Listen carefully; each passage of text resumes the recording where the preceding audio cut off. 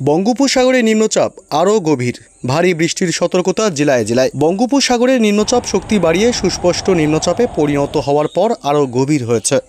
বাংলাদেশ থেকে সরে গাঙ্গেয় পশ্চিমবঙ্গের ওপর এটির অবস্থান। এটি ক্রমশ উত্তর এবং উত্তর পশ্চিম দিকে সরে যাবে। এরপর অভিমুখ হবে ঝাড়খণ্ড। উত্তরবঙ্গে বিক্ষিপ্তভাবে ভারী বৃষ্টির সতর্কতা আগামী 4 দিন। বিক্ষিপ্তভাবে ভারী বৃষ্টি হবে আজও। কাল শুক্রবার এবং পরশু শনিবার ভারী বৃষ্টির বিরতি। রবিবার ফের বিক্ষিপ্তভাবে ভারী বৃষ্টির পূর্বাভাস উত্তরবঙ্গের জেলাগুলিতে। এদিকে আজ দার্জিলিং, আলিপুরদুয়ার এবং উত্তর দিনাজপুর, জলপাইগুড়ি জেলাতে ভারী বৃষ্টির সতর্কতা।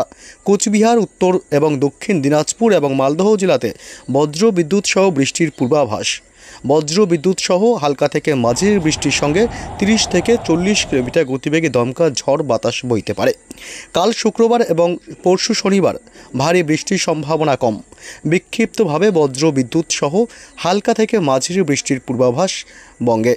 রবিবার দার্জিলিং, কালিম্পং, আলিপুরদুয়ার, কোচবিহার এবং জলপাইগুড়ি জেলাতে ভারী বৃষ্টির সতর্কতা। সোমবার বৃষ্টির পরিমাণ এবং ব্যাপকতা আরও একটু বাড়বে। দার্জিলিং, কালিম্পং, আলিপুরদুয়ার, কোচবিহার, জলপাইগুড়ি এবং উত্তর দক্ষিণ দিনাজপুর জেলার কিছু অংশে ভারী বৃষ্টির সতর্কতা। দক্ষিণবঙ্গে মেঘলা আকাশ, দিনভর দফায় দফায় বৃষ্টি। ভারী বৃষ্টি থেকে অতি ভারী বৃষ্টির সতর্কতা জেলায় জেলায়। সপ্তাহ জুড়ে বিক্ষিপ্তভাবে বৃষ্টি চলবে দক্ষিণবঙ্গের জেলাগুলিতে, সঙ্গে ঝোড়ো হাওয়া বইবে।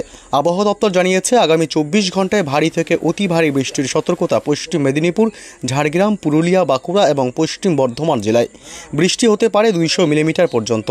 দক্ষিণ 24 পরগনা, পূর্ব বর্ধমান, বীরভূম এবং পূর্ব মেদিনীপুর জেলাতে ভারী বৃষ্টির সম্ভাবনা। বৃষ্টি হতে পারে 70 থেকে 110 মিলিমিটার পর্যন্ত। কলকাতা সহ দক্ষিণবঙ্গের সব জেলাতেই বজ্র বিদ্যুৎ সহ হালকা থেকে মাঝারি বৃষ্টির সঙ্গে 30 থেকে সর্বোচ্চ 40 কিলোমিটার গতিবেগে দমকা ঝোড়ো হাওয়ার পূর্বাভাস। শুক্র, শনি এবং রবিবার বৃষ্টির সম্ভাবনা অনেকটাই কমবে।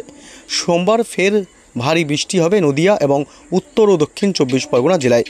মঙ্গলবার ভারী বৃষ্টির পূর্বাভাস উত্তর এবং দক্ষিণ 24 পরগনা, পূর্ব মেদিনীপুর জেলার কিছু অংশে।